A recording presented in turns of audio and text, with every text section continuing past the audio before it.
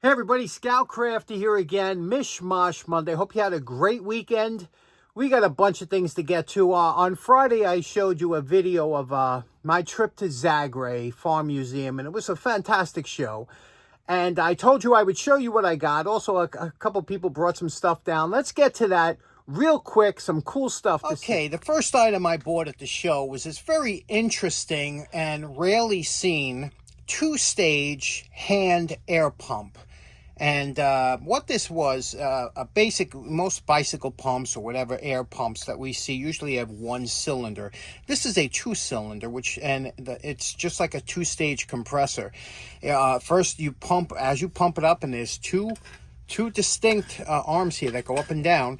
It pumps air from here into here, and then this will go from here out the hose, which allows you to get a higher pressure. If you've ever tried to pump up a car tire or a 10-speed bicycle tire that requires a lot of pressure with a single punch, very difficult. This is a two-stage from the 1920s, I believe, and very interesting. And the best part was it was $1.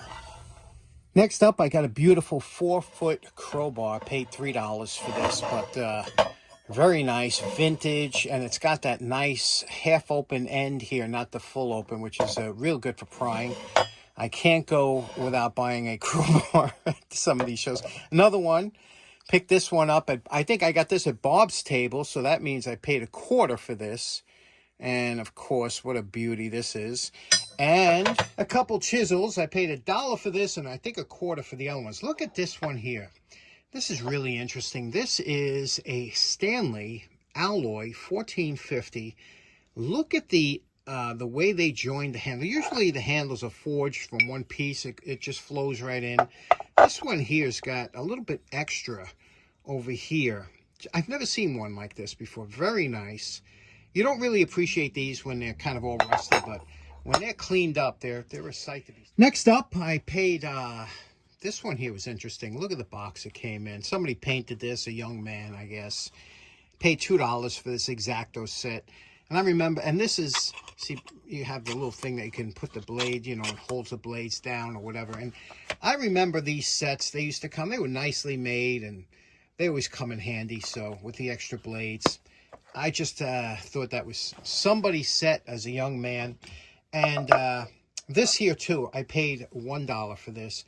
This here, you can see it's a Metalcraft BH8, but it's a brass hammer. We all know how brass, how nice these come in handy when you have to tap something that you don't want to break. And then the rest of the items that I'm going to show you, I got from Bob's Table, and you're going to be amazed. Now, every item you see now, I paid 25 cents for. Of course, a straight line chalk line reel. You can these always come in handy, right? Nice file, but check this out. The reason I bought this, the wire wrapped handle.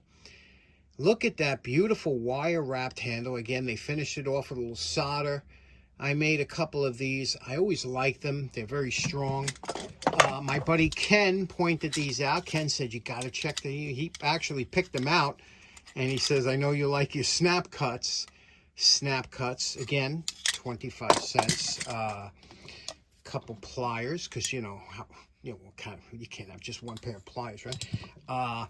This here I thought was interesting. I only got this because I needed like an extra item.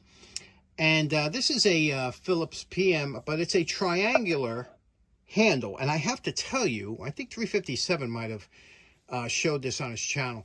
The triangular handle on a high torque is really, really comfortable. And so I grabbed this because the handle, I wanted that. And then these two items, which you're going to find pretty amazing, especially for the price. A Estwing, and this is nice. This is a smaller, but look, it's not all beat up. The claw's in good shape. It's just these leather handles always get, crappy, but we can redo that. Leather handle Estwing for $0.25. And I think this was probably the best buy of the show for me. This is a Stanley, look at this one here. This is a beautiful, there we go, Stanley. And this was a quality one, walnut. Okay, walnut here, and it's a ratcheting brace, okay? And this one's just high quality. This one here was either nickel or chrome plated, just beautiful. And I just couldn't pass that by for a quarter, right?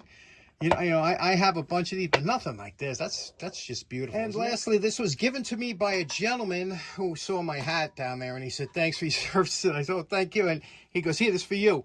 I don't know. It's a retired Armed Forces Association, Chapter 1, Branch 1, New London, Connecticut. But I just thought this would be an interesting project to try and see if we can get this back, because you can see how aged it looks, and I would like to get it back to that color if we could. So it's a good thing to practice to see what kind of materials can bring that back without messing up the lettering. So maybe we'll do that. Now, for me, one of the best parts of that Zagray show was getting to meet a lot of the subscribers, and especially hearing that some of those people was their first time there and they've never been to a show before. That's a game changer. For the rest of their life, they'll never be the same. They're going to be going, I mean, to be introduced to that for the first time, I feel honored.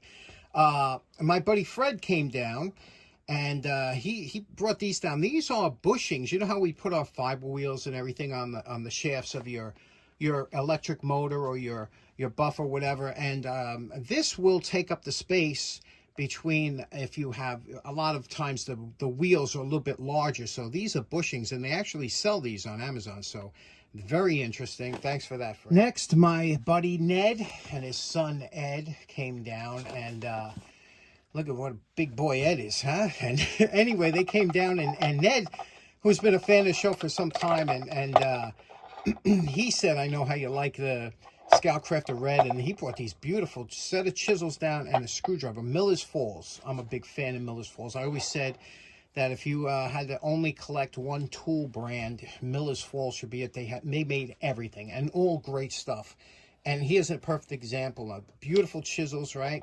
Look at the handles, which is beautiful, right?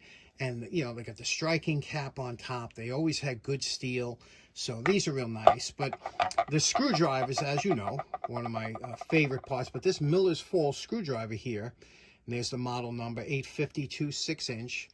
But you could see what I was telling you about the square shank. This one don't look like it was hardly ever used. It's not mangled. But the difference here with this square shank, I always say look out for, if it's got the flat on the same side as the flat, you see the flat runs up as compared to this, which is what you normally see. You normally see the flat runs up into the the edge. And this is a much better screwdriver for prying, because you get this flat edge lays on whatever you're trying to pry. Whereas if you're trying to pry with one of these, the corner will usually mess up whatever you're trying to push on. So if you find these square shank screwdrivers with the flat on the flat, pick them up. So Ned, thank you so much for these. They're just beautiful. Next up, these items came from my buddy Scott and his son Tucker.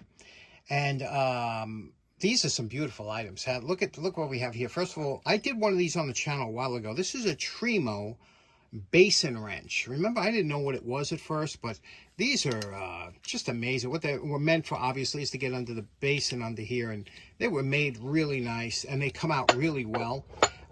This one here, look at I've never seen this before.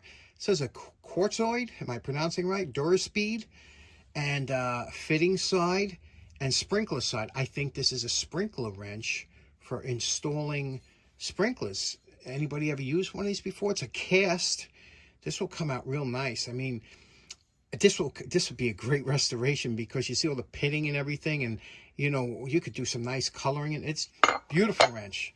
And then last but not least, this was one of the first channel lock, and it was called a what is that, S10 grip lock.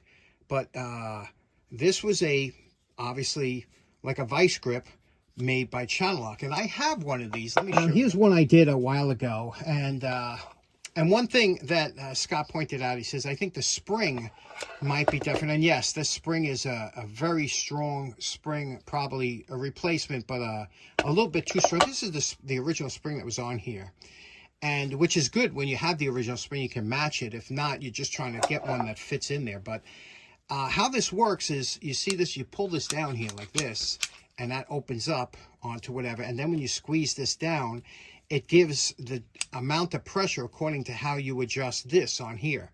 And let me demonstrate it. It was an interesting wrench. You don't see them too often because they, obviously Peterson came out with the vice grip, and it was a little bit complicated, but it does work really good.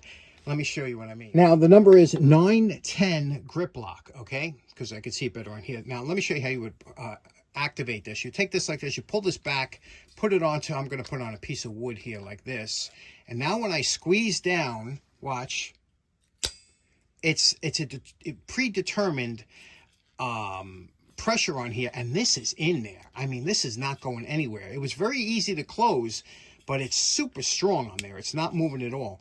To release, you pull this lever here, releases it, and then it comes out. It's just a really nice, but complicated, yet really well working wrench. So this one here is a great candidate for a dunk and a vaporous. It don't need a lot.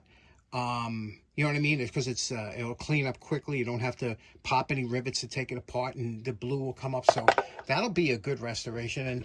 And I do have a bunch of springs that we can get, because this spring seems a little bit tight.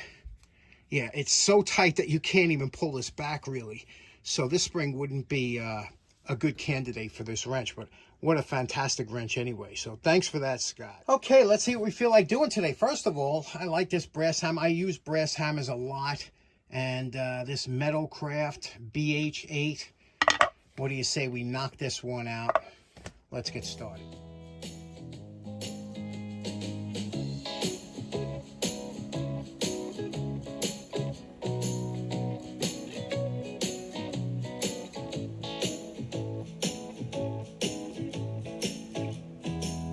Now, I couldn't find any information on this hammer, but remember what it looked like before we started.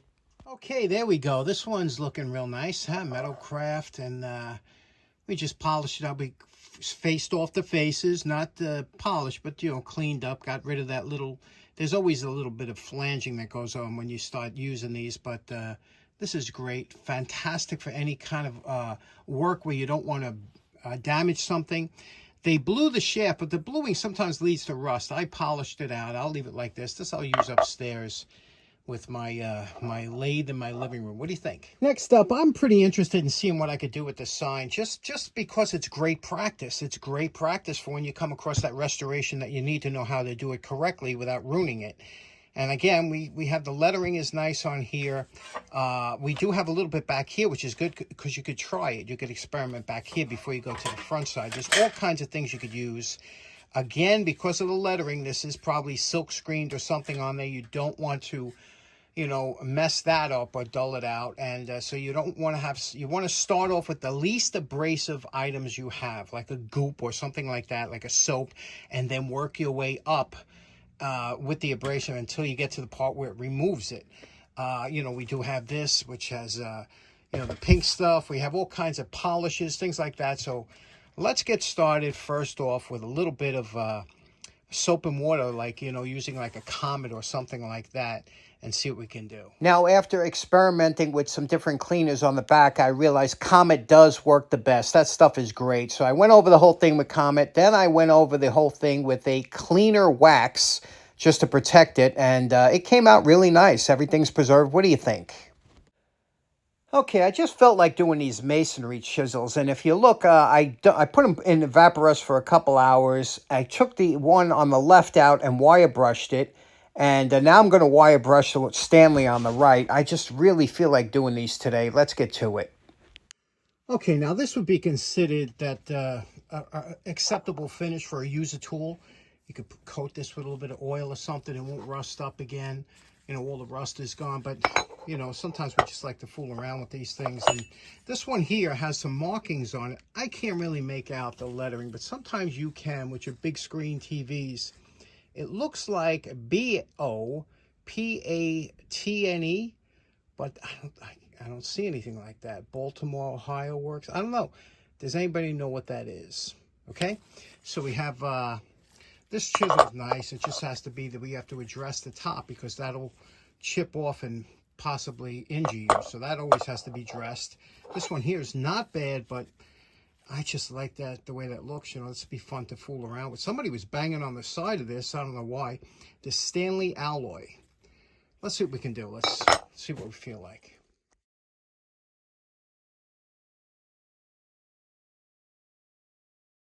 Okay, we dressed up the back of the head here so that that won't chip off again. This one's a good user.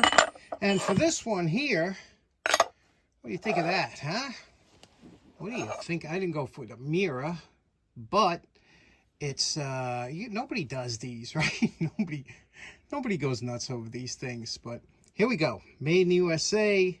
Stanley got these. Remember, it was all banged up along here, so I got the facets pretty good. This front, real nice. It's nice, right? It's a interesting tool. Always like these.